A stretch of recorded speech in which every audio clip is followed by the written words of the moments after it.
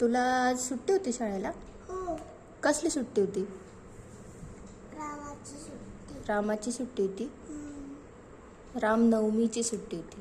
रामनवमीची सुट्टी होती. बरं, मग तुला एक प्रश्न विचारू मी? हो. रामाला किती भाऊ होते? राम किती भाऊ होते? लक्ष्मण, त्याच्यानंतर भरत, शत्रुघ्न. शत्रुघ्न, बरोबर.